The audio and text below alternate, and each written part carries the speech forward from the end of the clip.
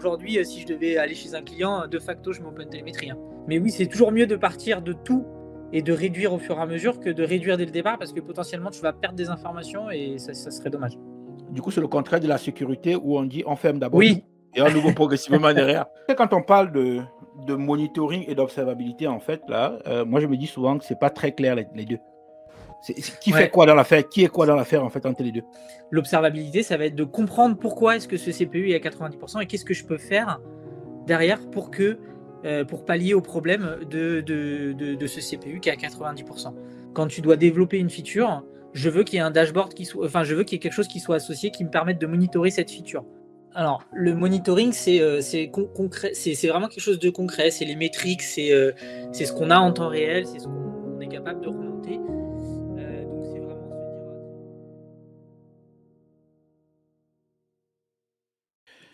Bon, Vivian, merci d'abord d'avoir pris ton temps pour venir discuter avec moi de monitoring et d'échange. J'ai vu un de tes talks là, ou bien je pense que tu en as fait plusieurs, mais surtout j'ai vu celui que tu as fait sur OpenTelemetry, le genre de talk vraiment masterclass qui apprend des choses.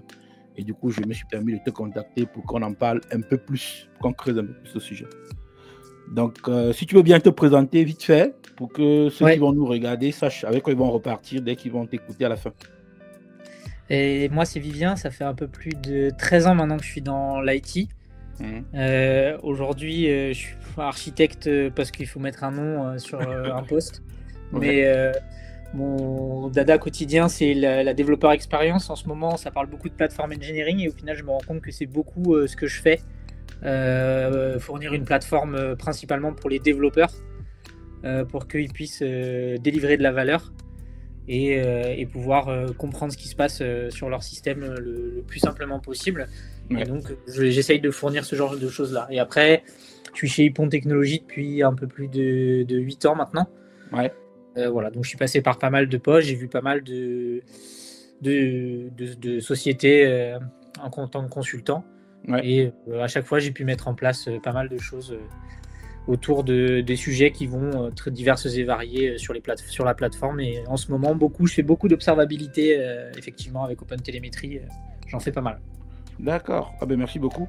Moi, j'aime bien demander à tous ceux que je rencontre, en fait, s'ils ont une citation, un truc qui les motive là quand ils se lèvent le matin, avec lequel ils se lèvent et puis ça drive un peu la journée ou bien la semaine, quoi. Une citation, pas vraiment. Ou bien un mindset en fait qui t'anime tout le temps. Ce qui ne te tue pas te rend plus fort. Moi, j'aime bien arriver sur des challenges, genre des choses que je ne comprends pas et qui vont me pousser dans mes retranchements. C'est ça qui me drive. En gros, arriver et savoir exactement ce que je vais faire sans difficulté, c'est pas ça qui va me driver au quotidien. Et puis ce que tu dis là aussi, je dis souvent, ça fait un peu... C'est deux faces du même pièce en fait. Tu as souvent ceux qui aiment bien les challenges et puis ils découvrent de nouvelles choses aussi parce que ça fait aussi partie de l'évolution du métier, parce qu'on a un métier très challengeant où il faut toujours rester à jour, il faut se former tout le temps et puis voir ce qui se passe. Et ceux qui sont bien dans leur confort et disent ce que moi je fais, ça me va bien, quoi. Donc toi, tu es plus les teams, il faut se dépasser, quoi. Oui. Il faut sortir un peu de sa zone de confort au final. Je suis obligé. Si je reste dans ma zone de confort, je m'ennuie et ça marche pas. Ouais. Ben, du coup, toi, tu es maintenant plus dans la partie observabilité, comme tu disais, en fait, quoi. Du coup, c'est quoi pour toi, qu'est-ce qui te motive à partir plutôt dans ce secteur-là et pas plutôt vers, je sais pas moi, du cloud ou bien, même si les deux se rejoignent quelque part, bien sûr, hein, mais pourquoi toi, tu pars plus dans l'observabilité aujourd'hui, en fait?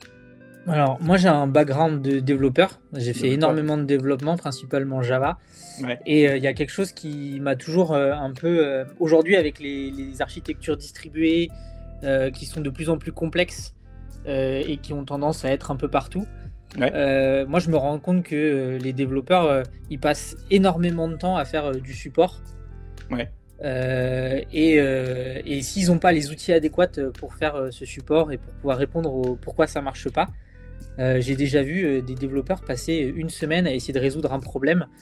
Là où, avec les bons outils, on peut vraiment le faire en 30 minutes, quoi. C'est des choses que j'ai vues, hein, où les développeurs, au bout d'une semaine, ils m'ont contacté, ils ne connaissaient pas les outils. Et je leur ai dit, non, mais on a ça. Et en 30 minutes, j'ai été capable de leur dire, ben voilà ce qui ne va pas sur votre système. Ouais, c'est construit le problème, quoi. C'est ça. Et donc aujourd'hui, si on parle d'OpenTelemetry, je crois que c'est pas que moi, hein, c'est en termes de sur les projets CNCF, je crois que c'est le numéro 2. Je crois que c'est le deuxième projet le plus contribué, le plus actif en ce moment, OpenTelemetry. On voit que c'est un vrai sujet, un vrai enjeu pour tout le monde d'être capable de comprendre comment fonctionnent les systèmes. Et ça va rajouter plein de choses. Après ça, il y a des enjeux qui vont beaucoup plus loin que les développeurs. Il y a des enjeux qui vont aller au niveau de la direction, d'être capable d'optimiser ses coûts. Aujourd'hui, on est dans le cloud, c'est super et tout, on met tout dans le cloud, sauf que il faut faire attention aux ressources qu'on utilise. Ouais. Et voilà, donc c'est très très large. Et moi, c'est des sujets qui m'intéressent parce que souvent, avec ces outils-là qui sont super puissants, quand on commence à savoir les maîtriser, on peut répondre à plein d'enjeux. On peut même répondre à des enjeux business. Je pourrais te parler d'un cas un peu plus tard, si tu veux, concret qu'on a utilisé avec de OpenTelemetry pour répondre à des problématiques. Donc c'est assez intéressant. Mais tu sais, quand on parle de monitoring et d'observabilité, en fait, là, moi je me dis souvent que c'est pas très clair les deux. Qui fait quoi dans l'affaire? Qui est quoi dans l'affaire en fait entre les deux? Alors, le monitoring, c'est concret, c'est vraiment quelque chose de concret. C'est les métriques, c'est ce qu'on a en temps réel, c'est ce qu'on est capable de remonter. Donc, c'est vraiment se dire, ah tiens, mon CPU, il a explosé, il est à 90%. Là, je prends trop de requêtes par seconde. C'est vraiment quelque chose de concret et qui va nous permettre de cibler des points. Là où l'observabilité, c'est quelque chose qui va être plus large et qui va nous permettre de comprendre, par exemple, faire de la corrélation entre pourquoi est-ce que mon CPU il est à 90%, genre ok, la métrique, mon CPU il est à 90%, donc ça c'est du monitoring. L'observabilité, ça va être de comprendre pourquoi est-ce que ce CPU est à 90% et qu'est-ce que je peux faire derrière pour pallier au problème de ce CPU qui est à 90%. Voilà, donc là, tu parlais des CPU. En fait, on peut rajouter le nombre de requêtes, le temps de réponse d'une requête derrière. Et là, je parle que de métriques techniques. Tu peux aussi avoir des métriques métiers. Moi, j'ai fait beaucoup de sociétés d'e-commerce. Donc, par exemple, le nombre de commandes par seconde, c'est une métrique. Les métriques, c'est pas que des métriques. Et donc, après, tu pourrais avoir un monitoring sur le nombre de commandes par seconde. L'observabilité, ça va être pourquoi est-ce que mon nombre de commandes par seconde, là, il a chuté drastiquement. C'est parce qu'en fait, j'ai le service A qui est mort, j'ai la connexion à la base de données qui marche plus. Voilà, c'est le genre de choses. Et l'observabilité, c'est vraiment prendre du recul sur ce monitoring et être capable de comprendre comment fonctionne le système en profondeur. Et donc, on va avoir souvent plus une approche aujourd'hui d'observabilité en se basant sur le monitoring des systèmes. D'accord. Mais du coup, ça veut dire que pour toi, aujourd'hui, dès qu'on lance un projet, si une entreprise n'a pas la solution, ou bien une entreprise qui est en retard aujourd'hui, devrait, comme par exemple pour la sécurité, se pencher sur les solutions de monitoring du coup derrière, c'est ça? Aujourd'hui, je ne comprends pas comment une entreprise qui fonctionne, alors principalement, et j'ai parlé des architectures distribuées, même si ça vaut aussi quand même pour les architectures monolithiques, mais aujourd'hui, la plupart des entreprises font des architectures distribuées. Je ne comprends pas comment on peut, avec une architecture distribuée, ne pas se soucier de l'observabilité dès le départ. C'est des architectures qui sont très complexes, sur lesquelles on a vite des choses qui se découpent, on ne sait pas où est-ce qu'on va ou quoi que ce soit. L'observabilité, c'est primordial. Ça permet aussi à des entreprises d'être proactifs. Je veux dire, quand tu n'as pas d'observabilité, tu vas avoir une perte de chiffre d'affaires parce que tu as un problème quelque part, sauf que ta perte de chiffre d'affaires, elle va grandir parce que tu n'es pas capable de comprendre pourquoi ça ne marche pas. Là où potentiellement, avec de l'observabilité, du monitoring, il y a quelque chose qui n'est pas juste je réagis au problème. Là où je suis proactif, je suis capable de tout de suite réagir et de dire attention, là c'est ça qui ne va pas, et je corrige et ça marche. Là, tu parles de, grosso modo, c'est du moins, il faut en avoir pour toute entreprise, au moins pour anticiper, pour prévoir et même aussi résoudre les problèmes derrière. Et du coup, moi j'ai envie de dire, quand tu rencontres une entreprise, bon, toi, de ce que je comprends aujourd'hui, tes entreprises, quasiment, ils ont déjà des solutions positionnées. Pas vraiment, là c'est ce qui s'est passé. Alors je ne vais pas pouvoir le citer, c'est le même client chez qui j'ai mis OpenTelemetry pour ma conférence là, donc il ne souhaite pas que je le cite. mais c'est un grand client sur l'e-commerce. Ce qu'il faut savoir, c'est que quand je suis arrivé, à l'époque, ils avaient Datadog, qui est super. Hein. Moi, je suis très très content, sauf que ça coûtait beaucoup trop cher. Et donc, ils ont un peu abandonné Datadog et ils avaient que des logs. Et donc, ils faisaient toute leur observabilité en se basant sur les logs. Et c'est vrai que moi, quand je suis arrivé, je leur ai dit, et ça faisait partie des enjeux, mon responsable de domaine, il m'a dit, attends, moi j'ai un problème, c'est que je n'ai pas de visibilité sur ce qui se passe dans mes systèmes, et quand ça marche pas, je ne suis pas capable de savoir pourquoi ça marche pas. Et donc, moi, un des enjeux principaux quand je suis arrivé, c'est de donner de la visibilité sur ça, et donc mettre en place les outils. J'ai mis en place OpenTelemetry avec les outils qu'elle est bien derrière, pour pouvoir donner de la visibilité à plusieurs niveaux. Et ça sert à tout le monde. Ça va servir aux développeurs, ça va servir aux PO, aux PM, ça va servir aux responsables de domaine pour se dire ok, il y a un problème là, je réagis plus vite. Moi, je me place un peu au niveau, avant même d'aller à l'implémentation des choses, au niveau conception de ce que tu vas mettre en place pour l'entreprise, pour essayer de résoudre le problème. Du coup, tu mets quelles compétences autour de la table d'abord? Pour quel objectif derrière? Parce qu'on a parlé des métriques tout à l'heure et les métriques techniques en fait aussi derrière. Les deux sont importantes, pas pour les mêmes compétences au final des fois, quoi. Non, alors après déjà, les métriques métiers, souvent c'est quelque chose qui vient par la suite parce qu'il va falloir un peu acculturer l'entreprise avec ces notions-là, expliquer ce qui est possible, ce qui n'est pas possible. Souvent, quand on leur dit on va mettre des métriques métiers, les gens ils ont un peu du mal à se dire mais comment est-ce que je vais faire ça, comment est-ce que je vais les suivre. Donc la plupart du temps, ce que tu vas faire, c'est que tu vas plutôt acculturer tes devs. Tu commences par les devs d'abord? Moi, je commence par... Alors, déjà, la première chose, c'est s'assurer au niveau de l'entreprise qu'est-ce qu'on veut utiliser comme outil, quel est le budget qu'on a. Il y a des outils comme Datadog qui sont... t'as Datadog, t'as Dynatrace, t'as New Relic, t'as Elastic, la suite APM, qui fonctionne très très bien, qui fournissent des choses tout packagées, ça marche, machin, sauf que le coût, il est important. Et des fois, pour convaincre, parce que avant de mettre en place, il faut convaincre, hein, il faut dire ok, voilà ce que je vais faire. Et souvent, des fois, pour convaincre, il faut faire des proof of concept. L'avantage, c'est qu'aujourd'hui, OpenTelemetry, c'est devenu le standard du marché. Tous les grands Datadog, tout le monde en fait est en train de travailler au format OpenTelemetry. Donc, pour la petite histoire, genre Datadog, ils ont dû changer leur pricing model à cause d'OpenTelemetry. Parce qu'avant, ils fonctionnaient par agent. Tu payais par agent. Le souci, c'est qu'à partir du moment où c'était OpenTelemetry, et en fait, du coup, tu n'avais que des agents OpenTelemetry qui envoyaient sur un seul agent Datadog, ce qui faisait que les gens ils payaient beaucoup moins cher. Donc, bref, du coup, tout le monde, donc avec OpenTelemetry, tu peux facilement faire un proof of concept, montrer à tes décideurs, voilà ce que je vais vous apporter. Et à partir du moment où tu as ce go-là, tu vas devoir avoir de l'infra parce que va y avoir les coûts de stockage. Quels sont les outils qu'on va mettre en place, qui c'est qui va maintenir ces outils. À partir du moment où tu commences à avoir de la volumétrie, c'est plus du proof of concept, quoi. Tu as de la volumétrie de données qui passent, donc il faut les stocker ces données pendant combien de temps, ou ça. Donc là tu vas commencer à mettre en l'infra, et puis après tu vas mettre en place l'outil et tu vas commencer à acculturer tes développeurs sur l'utilisation, parce que quand ils n'ont pas l'habitude de faire ça, c'est-à-dire qu'ils ont l'habitude d'avoir leur dashboard Kibana avec leur log. Potentiellement, ils n'ont pas l'habitude d'aller se construire un dashboard sur Grafana. Souvent, c'est compliqué. La première fois que tu dis à tes développeurs, moi, ce que j'aime bien faire, c'est normalement dans une feature, quand tu dois développer une feature, je veux qu'il y ait un dashboard je veux qu'il y ait quelque chose qui soit associé qui me permette de monitorer cette feature. Donc, ça peut être quelque chose dans un dashboard Grafana, ça peut être de l'alerting, ça peut être en fonction du niveau de criticité qu'il y a, mais de se dire, ok, la feature, elle est associée à son monitoring.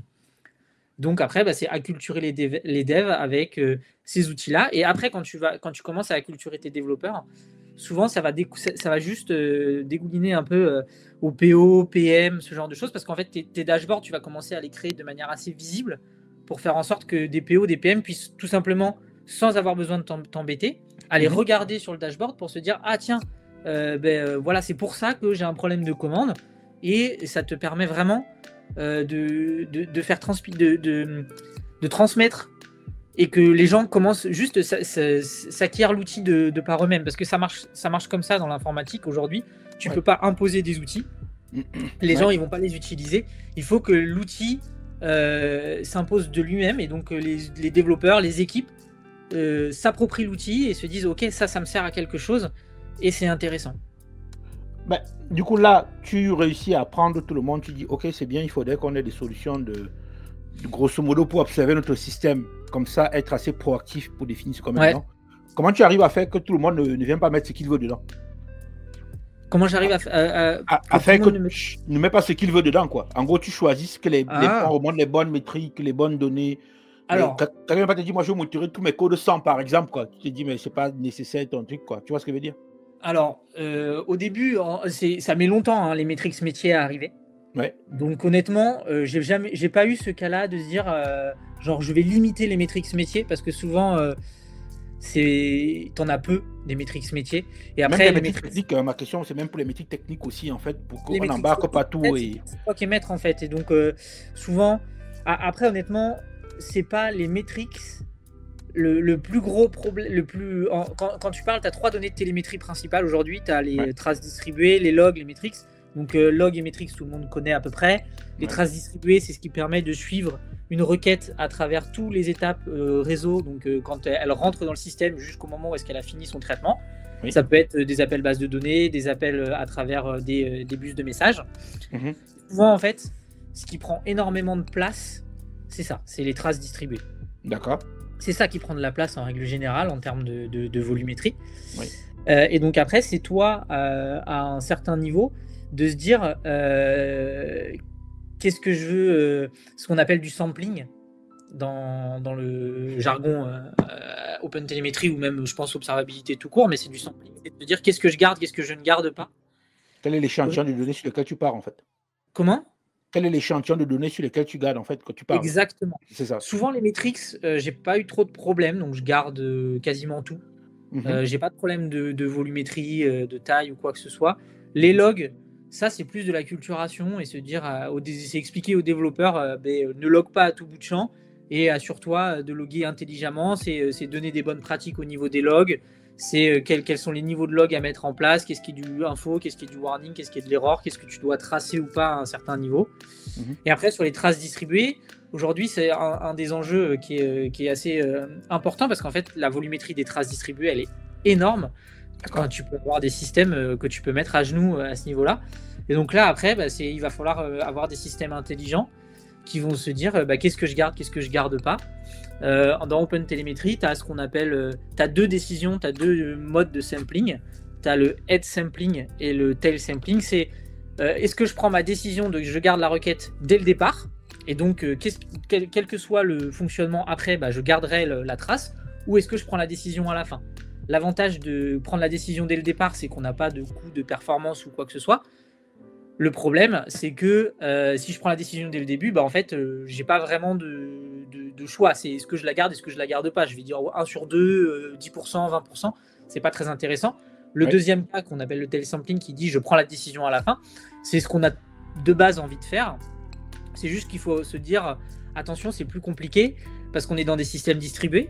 Donc ça veut dire que si on a plusieurs instances, il faut être capable de faire de la corrélation. Il faut garder la trace en mémoire. Il faut se dire au bout de combien de temps est-ce que je prends la décision. Enfin, il y a tout un tas d'enjeux quand on veut faire de la décision à la fin. Mais ça, c'est beaucoup plus puissant. Par exemple, moi, ce que j'ai mis en place chez mon client à l'heure actuelle, c'est je vais garder toutes les traces qui sont en erreur.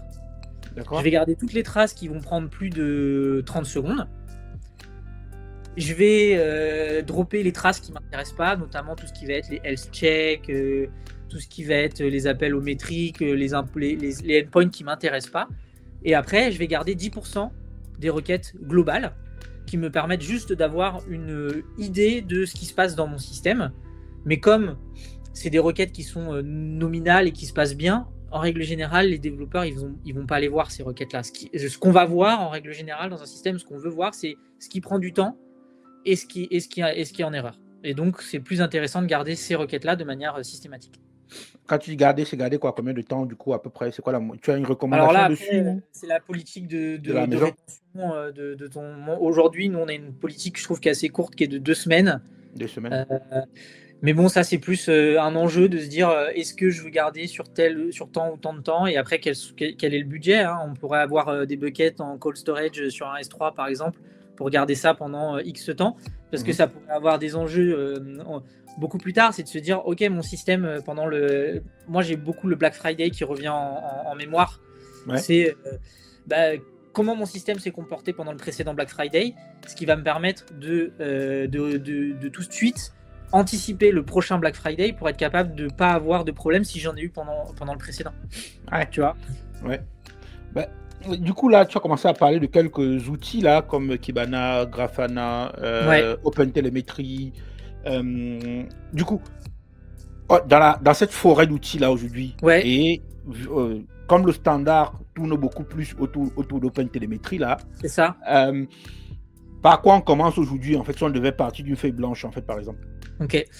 Il n'y a pas de solution. En fait, c'est dur, mais effectivement, il y a énormément d'outils. OpenTelemetry, pour moi, c'est la base. Mais ce qu'il faut se dire, c'est qu'OpenTelemetry, c'est juste un outil de collecte de données. C'est pas un back-end de traitement des données.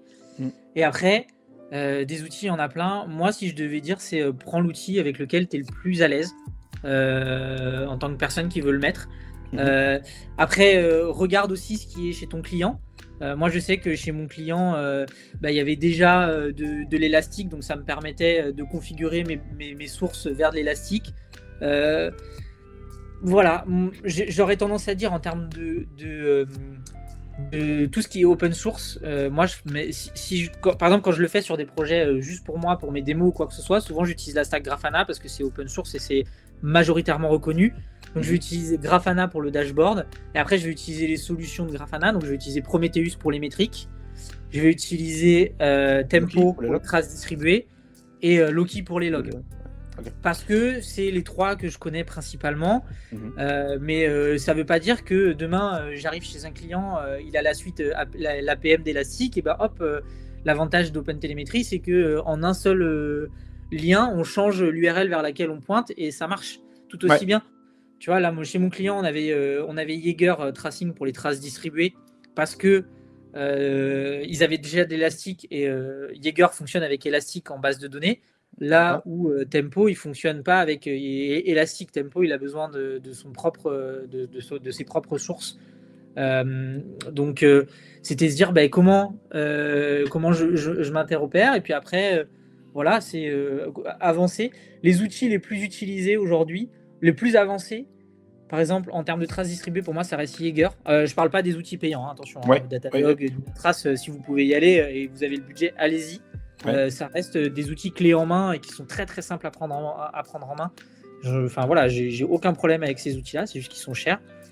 Et après, voilà, c'est pour les traces distribuées, j'aurais tendance à partir sur du Jaeger Tracing parce que pour moi, il est très poussé. L'avantage de Tempo, c'est qu'il est plus intégré à Grafana. Donc, si vous voulez avoir un outil all-in-one, ça marche mieux. Mais vous pouvez aussi mettre Jaeger avec Grafana. Toi qui es architecte là, si je te demande donc de décrire l'architecture de base à mettre en place, c'est vrai que c'est plus facile avec les schémas, mais comme on n'a pas de schéma, si tu dois décrire une architecture comme ça à mettre en place dans une boîte ou bien chez un client comme ça là, tu mettrais quoi? Tu mettrais les choses comment? La première chose, c'est déjà quel est votre le langage que vous utilisez, quel est le langage de code que vous utilisez. C'est important ça. Comment? C'est important de connaître de partie du langage. Alors, je parle du Java ou du Node.js ou du PHP, est-ce qu'il y a une contrainte? Si je dois mettre en place OpenTelemetry, oui, tu as des contraintes parce qu'en fait, OpenTelemetry, ça reste, tu as deux moyens de l'implémenter. Soit tu vas l'implémenter dans le code, mais c'est pas nécessairement ce que je recommande. Sinon, souvent, ce qu'OpenTelemetry fournit des agents. Oui. Et donc, du coup, va falloir installer l'agent. Et donc, tu vas avoir, c'est pas important de savoir quel est le code, hein, c'est juste choisis l'agent par rapport à ton code. D'accord. Il y a des agents qui sont plus ou moins. Faut se dire qu'aujourd'hui OpenTelemetry ça reste jeune. Oui.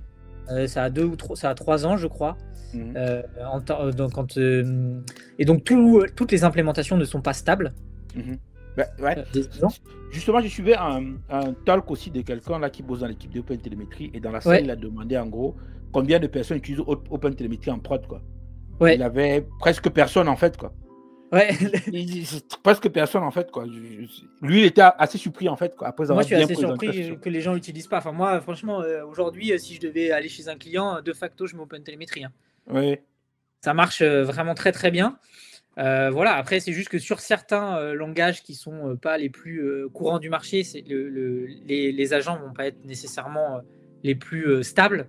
D'accord. Mais pour les langages du marché, aujourd'hui, Java, .NET, JS, Python, tout ça, Go, les agents sont très stables ou quoi que ce soit. C'est pas qu'il faut partir de là. Si je dois poser une architecture, tu vas avoir l'agent qui va être associé à ton code. Cet agent, moi j'ai tendance à dire l'agent il peut exporter les données soit vers les backends directement, soit vers ce qu'on appelle un collecteur qui va collecter la donnée, faire du traitement s'il y a besoin ou pas. Il peut faire du traitement sur la donnée et ensuite l'envoyer vers les backends de données. Et donc dans une architecture d'observabilité, ce que tu as, et c'est vrai pour n'importe quel outil, même en Datadog ou quoi que ce soit, tu as l'agent qui est installé qui est au plus proche de ton code. Après, tu vas avoir un collecteur qui va collecter la donnée. Et ensuite, tu as les backends de traitement de données. Tu peux avoir des collecteurs, tu peux les avoir aussi en série. Hein, moi, c'est ce que j'ai. Tu peux avoir plusieurs collecteurs qui vont permettre de répondre à plusieurs enjeux à certains niveaux. Et sur ensuite, les mêmes entités, sur les mêmes ressources, les collecteurs. Comment? Quand tu en as plusieurs, en fait, tu mais plusieurs sur la même entité. Par exemple, je veux dire, sur non, un micro, en fait, tu mets plusieurs. par exemple, comment est-ce que je fonctionne actuellement? Le collecteur, tu peux le déployer en mode sidecar ou tu as plusieurs modes de déploiement. Et après, ce qu'il faut se dire, par exemple, si je reprends le cas du tail-based sampling, souvent ton application première, quand elle envoie sa donnée, elle l'envoie à un collecteur. Mais comme tu peux en avoir plein, tu peux avoir plusieurs instances du même collecteur. Tu ne sais pas vers où tu envoies ta trace. Si tu veux prendre une décision, tu as besoin qu'il y ait un seul collecteur qui contienne toutes les traces. Et donc souvent, tu vas avoir un premier niveau avec tes collecteurs qui vont s'assurer d'envoyer toutes les traces à un seul et même collecteur. Et donc c'est comme ça que tu peux avoir plusieurs séries de collecteurs. Tu peux avoir d'autres cas d'usage. Celui-là, c'est un cas d'usage qui est assez connu. De dire, en fait, j'ai 2 niveaux de collecteurs. J'en ai un premier qui, lui, filtre et qui prend ce qu'il veut. Et le deuxième, je m'assure qu'ils prennent toutes les mêmes traces pour pouvoir prendre la décision à la fin. Ah, je vois ce que tu veux dire. Et donc, du coup, là, si on se met à collecter trop de données, on a vu que tu as parlé de stratégie de rétention qui parlait de 2 semaines. À quel moment on dit on ne met pas trop. J'insiste encore moi sur la notion de trop de choses dans le dans le pipe. Le bruit, par exemple, les logs, c'est vrai pour n'importe quel. Alors pour les métriques, c'est moins vrai parce que tu peux plus facilement cibler ce que tu veux voir. Donc quand tu parles de métriques, c'est facile de prendre tout. C'est pas grave parce qu'en fait, tu sais ce que tu veux voir. Pour les logs et pour les traces distribuées, le cas est assez vrai, c'est quand tu prends trop de choses, tu as trop de bruit. Du bruit dans le sens où en fait, tu es noyé par l'information et du coup, tu retrouves pas ce que tu veux.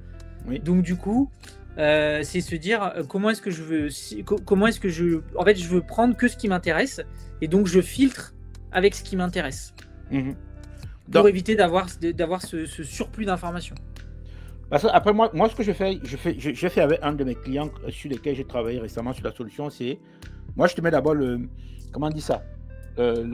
cas passant, comme on dit souvent, l'élément de base. Je collecte tes logs, tes métriques, je mets ça dans un OpenTelemetry qui envoie vers Loki ou Prometheus. Je visualise ça sur Grafana. Après derrière, on vient affiner derrière.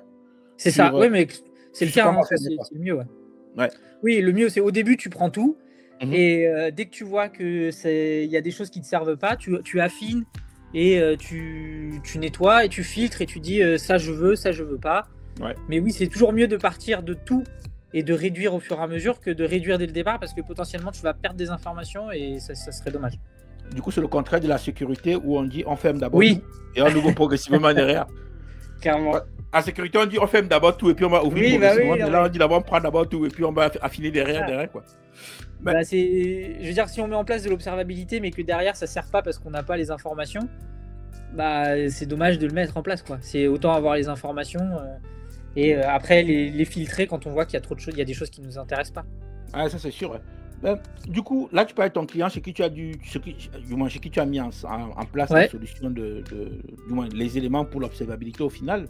Ouais. C'est dur à convaincre ou pas? Alors, chez mon client, ça n'a pas été dur à convaincre parce que la plupart des bases de données, là où est-ce que j'allais, des points de stockage, ils étaient déjà existants. Ouais. Donc en fait, la seule chose que j'ai dit, c'est je vais me brancher à ces points de stockage et je vais vous fournir des outils. L'avantage, c'est qu'on était sur du Kubernetes. Ouais. Donc j'avais pas de coût engendré sur le déploiement de nouveaux outils. J'étais totalement autonome sur allez, je vais déployer un Jaeger, je vais déployer un Prometheus, je vais vous déployer ces outils. Et ils avaient déjà du Kibana pour les logs, donc ça, j'avais pas besoin de m'en soucier. Et après, le reste, ça n'a pas été compliqué à convaincre parce que quand je leur ai montré la puissance de ce qu'on pouvait voir derrière, tout le monde a été assez vite convaincu. Ouais. Mais du coup, là, tu prends le temps de faire un petit POC quelque part pour venir dire voilà ce qu'on a fait. Maintenant, il faut aller à grande échelle derrière quoi, pour que tout le monde puisse en bénéficier. Il faut montrer des trucs un peu qui mettent des paillettes dans les yeux des gens. Et surtout, il faut que ça leur parle. C'est-à-dire que quand on veut parler à des décideurs, il ne faut pas leur montrer des pourcentages de CPU et de RAM et tout. Ils ne comprennent pas ça. Ce qu'il faut leur expliquer, c'est regardez, là, il y a des cordes sensibles qui marchent très bien, c'est l'argent. Ouais. Être capable de leur dire là, si je vous mets la solution en place, parce qu'avec de l'observabilité, du coup, je parlais d'argent tout à l'heure et je parle d'argent maintenant, c'est monitorer les ressources et c'est se dire sur des pics de charge, je vais être capable de faire en sorte que mon système il tienne la charge en faisant du scaling vertical. Mais l'avantage, c'est qu'une fois que mon système il a fini de prendre sa charge, il revient à des ressources qui sont raisonnables de lui-même. Ah oui. Et donc, en fait, juste montrer ce genre de petits trucs et leur dire, regardez, ça veut dire que pendant les soldes, vous n'avez pas besoin de vous soucier de la montée en charge et de la descente en charge. Ça va prendre tout seul et ça va vous permettre de maîtriser les coûts et d'éviter d'avoir des coûts qui explosent en infra pendant les soldes. C'est aussi montrer, c'est ce que je te parlais, du nombre de commandes par seconde. Être capable de dire, voilà, si votre nombre de commandes par seconde il chute, je suis capable de le voir et de vous envoyer un mail directement sans que vous ayez à vous dire tiens, c'est bizarre, hier j'ai eu que 100 € de chiffre d'affaires alors que d'habitude j'ai 1 million. Ou de voir sur Twitter qu'il y a des clients qui râlent parce que ils n'arrivent pas à passer commande, quoi.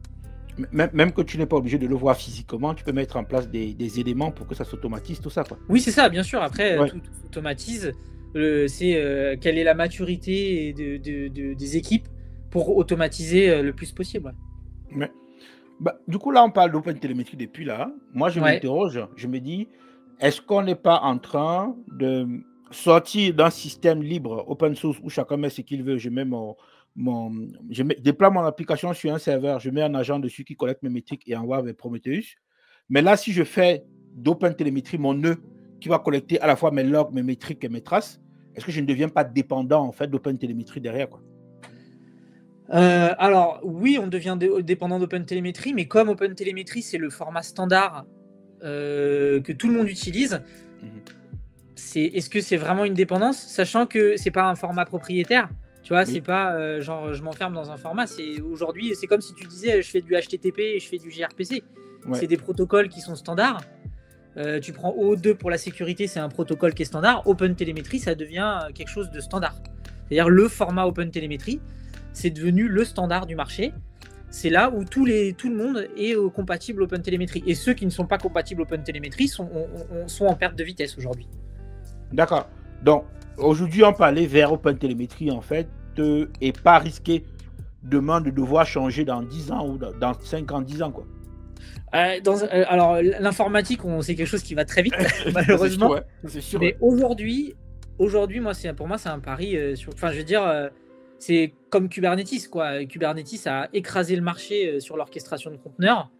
Pour moi, OpenTelemetry est en train d'écraser le marché sur la collecte. Mais l'avantage d'OpenTelemetry, c'est que de la collecte de données. Ça veut dire que le back-end derrière et les back-end de traitement, comme tout le monde est compatible au format OpenTelemetry, on peut très facilement se dire ah tiens, ça c'est obsolète.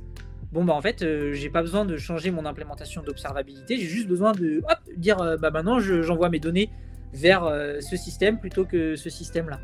D'accord. Bah, j'ose un peu une comparaison, tu me diras si c'est vrai. Est-ce que si je dis qu'OpenTelemetry, c'est un peu le processeur de toute l'observabilité, tu dis oui ou non? Le processeur, c'est plus le collecteur. Le collecteur. Parce que quand tu dis processeur, il dit l'élément central en fait, quoi. Pas oui, par contre, c'est censé. Enfin, pour moi, c'est devenu aujourd'hui l'élément central. Oui, pour moi, c'est devenu l'élément central.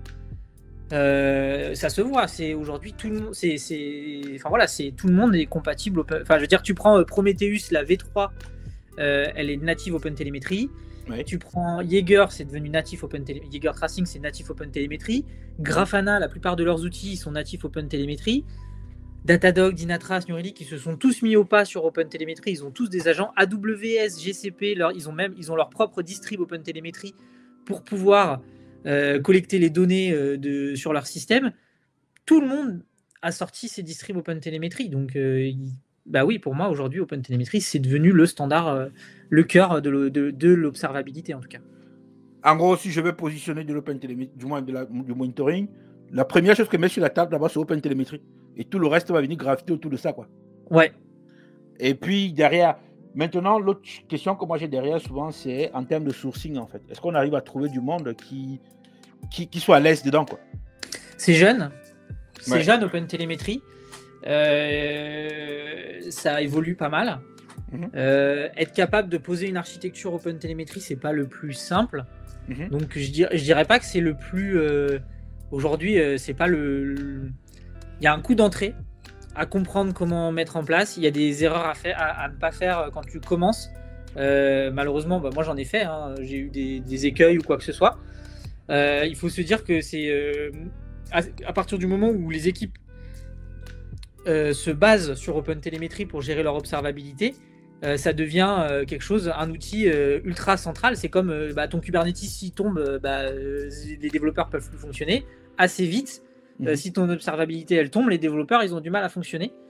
Donc il y a un certain enjeu derrière, et c'est pas, non, je peux pas dire que tout le monde peut aller sur OpenTelemetry dès le départ, quoi. Il y a un petit coup d'entrée quand même, et de bien poser son architecture, de comprendre les enjeux de scalabilité. Voilà, il y a quelques enjeux, quoi. Du coup, dans l'environnement, dans l'écosystème, dans toute la philosophie DevOps, en fait, là, l'observabilité, tu la mets où? Élément central, élément complémentaire? Pour moi, ça reste central. Je comprends pas comment est-ce que dans les architectures complexes qu'on a aujourd'hui, on puisse pas penser à l'observabilité. Ça doit être central. Il faut que tu fournisses de la visibilité à tes équipes pour qu'elles puissent comprendre comment le système fonctionne. Okay. Mais pour tout le monde, c'est pas que j'ai parlé beaucoup de développeurs, mais l'observabilité, ça doit être aussi sur tes outils, sur Kubernetes, si tu as du Kubernetes. Ça doit être aussi sur tes pipelines pour comprendre pourquoi tes pipelines ne marchent pas. C'est surtout en fait qu'il faut mettre de l'observabilité. C'est sûr que quand tu mets l'observabilité, en fait, derrière, chaque compétence dans la boîte vient chercher ses intérêts, en fait, au final, je dirais comme ça. Bah oui. Les métiers viennent chercher les métriques métiers, les decks, les ops, les sysadmin et tout ça, tout simplement. Du coup, là, est-ce que tu as un cas concret de ce que tu as amélioré chez ton client en mettant en place de la partie observabilité? C'est ce que je t'ai dit, c'est que dans les cas d'observabilité, il y a eu les cas concrets de une équipe qui a passé plus d'une semaine à essayer de comprendre un problème avec les traces distribuées. En l'espace de 30 minutes, on avait compris le problème. Et donc, aujourd'hui, là, si tout le monde met l'observabilité en place, là, moi je dirais aujourd'hui, est-ce que c'est une spécialisation pour des sysadmins, pour des DevOps, ou bien c'est une compétence de base à avoir aujourd'hui pour toi? Alors, mettre en place l'observabilité, c'est pas une compétence de base, parce que n'importe qui n'a pas besoin de mettre en place l'observabilité. Il faut que, par contre, n'importe qui soit capable de comprendre comment fonctionne le système d'observabilité, c'est-à-dire pouvoir être consommateur. Donc, se créer un dashboard, envoyer des métriques si on a besoin d'avoir ses propres métriques. Après, la mise en place, aujourd'hui, pour moi, ça rejoint la mouvance Platform Engineering. C'est de se dire, je fournis un outil qui est l'observabilité aux équipes pour qu'ils puissent observer leur système. D'accord. Et moi, je passe mon quotidien à maintenir ma solution pour que ce soit... Ça encaisse tout ce qui arrive derrière. Toi, tu vas maintenir la solution au niveau, ça veut dire tu vas maintenir les back-ends, tu vas mettre à jour OpenTelemetry. Après, par exemple, savoir quels sont les logs, les traces que je dois filtrer ou quoi que ce soit, ça, il va falloir que tu aies des lead tech ou quoi que ce soit dans les équipes qui, eux, soient suffisamment au courant de ce qui est possible de faire pour te dire, voilà, j'ai besoin de filtrer sur ça. C'est à eux de le faire? Je pense pas, parce qu'en fait, c'est des systèmes qui sont très centraux. Et donc, à partir du moment où tu casses la collecte des données, en fait, tu la casses pour tout le monde. Oui. Mais après, mais eux, ils doivent être capables de savoir ce qui existe et te contacter pour te dire hey, j'ai besoin, là, je suis noyé sous la donnée, cette donnée m'intéresse pas. Ouais. Est-ce que tu peux l'enlever du truc, quoi? Ouais, d'accord, je vois un peu. Du coup, on a parlé de tout depuis là. Il y a un thème qu'on n'a pas abordé, c'est IA, en fait, quoi. Est-ce que ça va venir virer tout le monde ou ça va c'est quoi pour toi? Non, l'IA pour moi est complémentaire à l'observabilité et c'est quelque chose qui est dans la mouvance un peu MLOps et compagnie sur l'observabilité. Grafana, je crois qu'ils ont leur solution. Enfin, la plupart des gros, ils commencent à avoir des enjeux là-dessus. C'est de se dire, en fait, l'IA, elle va tout simplement monitorer pour toi. En fait, elle va avoir les métriques, elle va regarder comment se comporte son système et elle va être capable de détecter des anomalies dans ton système. D'accord. Ça veut dire elle va être capable de voir avant que tu aies une alerte parce que par exemple ton nombre de commandes à la seconde descend. Elle va se dire ah tiens, faut que j'envoie une alerte, mais peut-être qu'en fait le nombre de commandes il descend normalement, peut-être que la nuit t'as pas de commandes, c'est normal, tout le monde dort, on est en France, la nuit les gens passent pas nécessairement de commandes, et donc en fait l'IA elle va être capable elle d'analyser ta trace et se dire bon là je suis sur un truc normal et voir s'il y a des anomalies, mais et ça va permettre de potentiellement mieux cibler l'alerting et pas juste avoir de l'alerting qui potentiellement peut polluer, parce qu'effectivement quand tu commences à mettre de l'alerting en place, tu as beaucoup de faux positifs. T'as beaucoup de faux positifs, ça existe, et donc malheureusement plus tu as de faux positifs, moins les gens ils ont tendance à aller voir ce qui se passe dans le système, parce que ils reçoivent une alerte, mais bon, ils ont l'habitude, c'est une alerte normale. Moi, j'entends souvent, non mais ça c'est une alerte normale, il n'y a rien à faire. À chaque fois que j'entends ça, je dis mais enlevez-la cette alerte, alors ça sert à rien. L'avantage des IA, et c'est là où est-ce que je pense qu'il y a des choses à faire, c'est là-dessus, et peut-être que demain l'IA sera capable de se dire voilà, je sais que le Black Friday approche, je vais tout de suite mettre des ressources supplémentaires, et pour pas attendre les pics de trafic. Même si mon système il va être capable de réagir, le temps que le système réagisse au pic de trafic, des fois il peut se passer 30 secondes, 1 minute, et dans de l'e-commerce ça peut être énorme, parce qu'en fait quand le système réagit pas, potentiellement un client ça marche pas, je vais aller voir sur l'autre site, je vais aller voir sur le site du copain. Donc, je vois ce que tu veux dire. Des systèmes qui sont capables de réagir en avance, ça veut dire de se dire plutôt que d'attendre que le trafic monte, je sais que le trafic va monter, donc du coup je commence déjà à augmenter l'infrastructure de mon système pour répondre à la charge. C'est vraiment le genre de choses, de cas concrets que je verrai à ce niveau-là, quoi. Ah ouais, je vois un peu. Après, moi j'ai envie de dire, de ce qu'on dit depuis le début là, c'est que l'observabilité en fait nous permet en gros d'anticiper pour améliorer notre système, en fait, si j'ai tout compris. Clairement. Notre SI et notre façon de travailler, notre métier, notre business au final, de manière globale. Mais c'est clairement ça. Et après, tu as même des trucs, aujourd'hui avec les outils d'observabilité, ça permet de répondre à des enjeux métiers. Par exemple, je reste dans le cas de l'e-commerce. Aujourd'hui, nous, on avait un cas d'usage qui est de suivre le cycle de vie d'un produit. Oui. D'accord. Dans de l'e-commerce, ça peut être compliqué de suivre le cycle de vie d'un produit parce qu'il passe par plein de cas.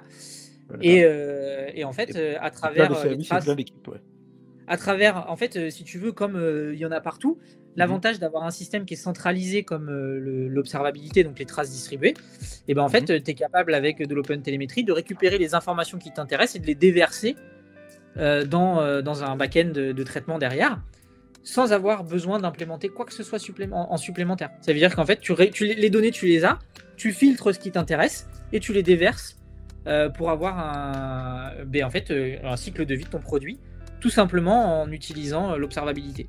C'est-à-dire que ça a vraiment des cas d'usage métier. L'observabilité répond aussi à des problématiques métiers et pas que à des problématiques techniques. On pense très souvent à la technique dès le départ quand on met de l'observabilité en place. Oui. On peut très facilement répondre à des problématiques métiers avec ça. Mais du coup, là, au final, avec ce que tu dis là, ça voudrait dire qu'on va passer plus notre temps à être des configurateurs de solutions que des personnes qui allons développer des solutions, quoi. Non, parce que alors sur la partie observabilité, oui, tu vas configurer, mais tu restes. Le cœur du métier d'un développeur, par exemple, c'est de développer de la feature. Ça change pas.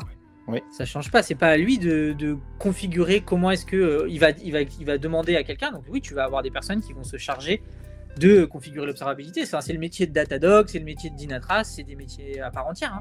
L'observabilité, ça reste un métier à part entière. De se dire comment j'observe efficacement les systèmes et de dire qu'est-ce qui est possible, qu'est-ce qui n'est pas possible à son client. Mais c'est pas tout le monde ne va pas être des configurateurs. Et il y a énormément de choses. Et après, l'avantage aujourd'hui, c'est que c'est quelque chose qui est énormément qui progresse énormément. Je sais qu'ils vont bientôt rajouter le profiling. Ça arrive là avec tout ce qui est, si on parle EBPF, tout ce qui est ces nouvelles technologies là qui arrivent sur le networking. Tu as plein de choses à développer, à mettre en place. Je veux dire, c'est pour moi l'observabilité, on peut progresser encore énormément sur ce qu'on peut faire avec. Du coup, là, si on dit qu'on peut progresser sur ce qu'on peut faire avec, là, une entreprise qui a mis la solution de base, je collecte tous mes logs, mes métriques, mes traces, et qui te dit après, moi, je ne sais pas quoi en faire, en fait. C'est qui tu appelles derrière pour les accompagner dessus? Quelles compétences, en gros? Je pense que de la data vise, parce qu'en fait, tu as les données, comment est-ce que je les visualise? Et donc, pour moi, la data vise, c'est être capable de dire, je visualise la donnée. Parce que ça, c'est un des plus gros enjeux, c'est avoir de la visualisation qui soit parlante, qu'on comprenne. C'est là où c'est la force d'un Datadog, d'un Dynatrace, d'un APM. En fait, ils ont des dashboards qui sont déjà quasiment tout faits. T'arrives, tu cliques et hop, t'as un truc, tu comprends tout de suite ce qui se passe, quoi. Là où quand c'est toi qui le fais tout seul avec ton Prometheus, ton Grafana, des fois ça pique un peu. Et tu fais pas des dashboards qui sont très jolis, qui sont très visuels. Donc un data vise pour pouvoir visualiser la donnée, je pense qu'aujourd'hui ça permet de donner vraiment un coup de boost à l'utilisation de tes données.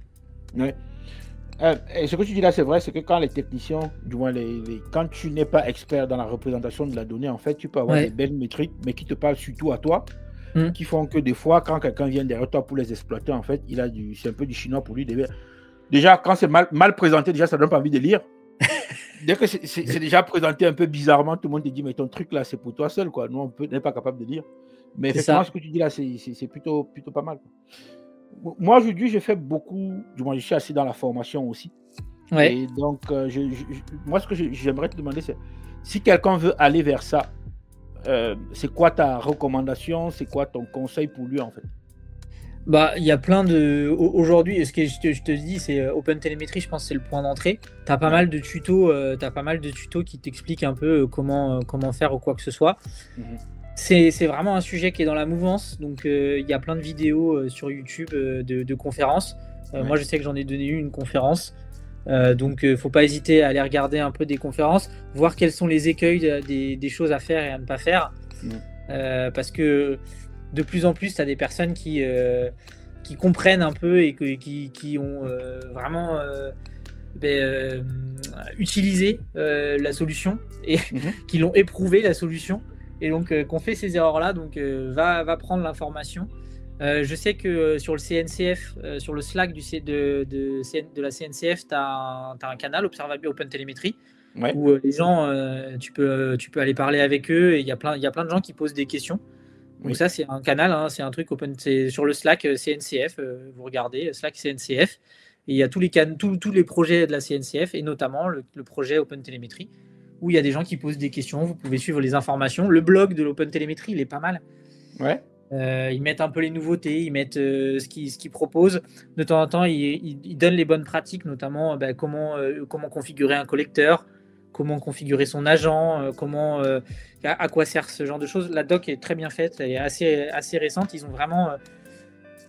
il y a un effort énorme qui est fait sur la documentation, puisqu'ils ont un groupe de travail dédié à la documentation sur le projet OpenTelemetry. Donc voilà, c'est un projet qui est ultra en mouvance en ce moment. La doc, il y en a partout, donc faut aller chercher. Voilà, il y a des articles de blog, il y a des conférences si vous voulez quelque chose de visuel et comprendre un peu ce qui se passe. Ils ont aussi un projet de démo. Hein. Il y a sur OpenTelemetry, vous avez la démo avec tout un tas de langages qui existent si vous voulez jouer un peu et voir un peu ce qui existe, ce qu'on peut faire avec cet outil-là. Ouais. Bon, on glisse tout doucement vers la fin de notre échange là. Est-ce que quelqu'un peut arriver sur OpenTelemetry sans être passé par les solutions traditionnelles? Quand je parle traditionnel, c'est du ELK, du Prometheus, du Grafana, du Kibana, en fait, des choses comme ça, quoi. Moi, j'avais jamais mis de ELK en place. La plupart du temps, j'ai été consommateur en fait de ces choses-là. Parce que ce qu'il faut savoir, c'est que les logs, c'est quelque chose qui est très vieux. Donc en fait, souvent ELK, c'est quelque chose qui est souvent en place. C'est plus les traces et les métriques, les métriques et les traces qui sont récentes. Moi, je suis arrivé et j'ai commencé à mettre de l'OpenTelemetry en place et honnêtement, ça marche. Ça marche tout seul. Il n'y a rien à faire. Hein. Vous mettez votre agent. Alors après. Je connais pas tous les langages, donc je ne peux pas dire que ça marche pour tous les langages très simplement. Mais moi, je sais qu'en Java, par exemple, je fais du Java, j'installe l'agent, ça marche tout seul. Ah non, moi je l'ai fait pour Java et du Node.js aussi. Effectivement, tu fais pas beaucoup d'efforts en fait, quoi. Il y a pas beaucoup d'efforts. Quand tu as regardé la bonne logique, ouais, tu fais pas trop d'efforts en fait. Ça marche. Il y a très peu d'efforts à faire. Ça marche quasiment. Je veux dire, ça vous permet de collecter directement et d'avoir quelque chose qui est fonctionnel très rapidement. Oui, bien sûr. Je vois ce que tu veux dire. Mais du coup, toi qui es dans les conférences, là, toi qui dispenses des confs, en fait, comment tu fais pour rester d'abord à jour et comment tu choisis tes thèmes pour postuler pour les conférences en fait derrière? Pour rester à jour, je fais de la veille tous les jours. J'ai un site qui s'appelle daily.dev. Ouais. En fait, à chaque fois que j'ouvre un nouvel onglet, je tombe sur daily.dev. Ouais. Et je suis abonné au flux OpenTelemetry. Je sais que je suis abonné au blog OpenTelemetry. Et comme je contribue un peu à certains outils sur OpenTelemetry, je suis abonné aussi au GitHub. Et donc, je regarde un peu quand il y a une nouvelle version qui sort. Je regarde les release notes, ce genre de choses. C'est quelque chose qui m'intéresse. Et après, pour les conférences, c'est plus large, c'est plus vaste. C'est être capable. Moi, j'aime bien faire faire un peu des recs. Alors là, je peux pas. Je fais des recs sans faire des recs parce que je peux pas dire je suis chez tel client. Ouais. Mais en fait, c'est vraiment des recs et des sujets qui sont du moment et qui me permettent de partager voilà ce que je fais, quoi. Moi, j'adore partager ce que je fais. Et c'est super intéressant de pouvoir avoir l'opportunité d'aller donner des conférences. Là, je vais expliquer à Devoxx sur le platform engineering. Ouais. Donc, j'en reparlerai un peu d'OpenTelemetry, même si ça ne sera pas le sujet principal avec le platform engineering, mais ça fait partie des outils de plateforme. Et donc, dès que je peux aller donner une conférence et que je suis pris pour une conférence, je suis content et ça me permet de partager mes connaissances, quoi. À part les conférences, du coup, où est-ce qu'on peut te retrouver si tu es quelque part? Où est-ce qu'on peut me retrouver à part les conférences? Vous pouvez me contacter sur LinkedIn, donc c'est Vivien Malaisé, quoi, mon nom. Ouais. Je crois que je suis sur Twitter, même si j'y vais plus maintenant, c'est plus Blue Sky. C'est pareil, c'est vmalaisé.bluesky. Voilà, puis après, moi, assez facilement, vous pouvez me contacter. Si tu veux, tu pourras mettre mon mail en contact. J'ai pas de problème à ce que les gens me contactent sur ce genre de sujet, quoi. Ouais, d'accord. Ah ouais, en tout cas, je confirme. Hein. Vu la vitesse à laquelle tu as répondu, merci encore. Hein, parce que souvent, c'est pas facile d'avoir des personnes pour parler de ces sujets, en fait. Quoi. Moi, j'adore partager, j'adore... les gens qui me connaissent, j'adore parler, je parle beaucoup. Donc, non, mais vraiment, avoir l'opportunité de partager, moi, j'adore ça. Donc, je trouve dommage, justement, les gens qui sont un peu difficiles d'approche sur ça. Ouais. Voilà, moi, tant que je peux aider ou quoi que ce soit, dans la mesure du possible, là, c'est vrai que j'avais du temps, donc tant mieux. Merci. Mais dès que je peux trouver le temps, j'y vais, quoi.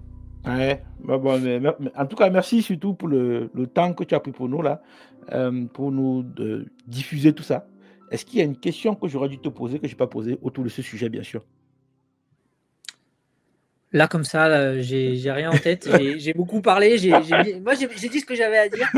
J'aime bien parler, tu as vu. Voilà, du coup, c'est bon. Moi, j'ai bien aimé ce que tu as dit aussi. Hein, franchement, là, je parle avec des choses aujourd'hui. Il faut faire l'observabilité tout le temps et rester et partir d'OpenTelemetry pour tout mettre en fait derrière, quoi, tout simplement. C'est le standard. C'est devenu standard. On aurait eu cette discussion l'année dernière. Je sais pas si je t'aurais dit la même chose. Ouais. Aujourd'hui, ça se voit. Tout le monde shift vers OpenTelemetry partout.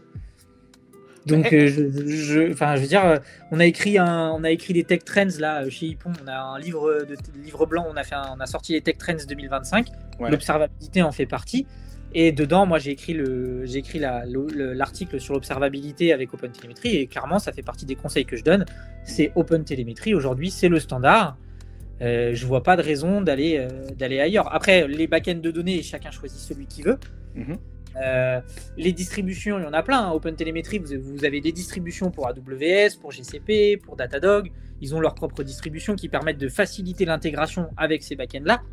Mais il n'y a pas de raison de ne pas utiliser OpenTelemetry dès le départ. Ah, d'accord. Bon, mais on va partir sur ça et on va rester sur ça. Merci beaucoup.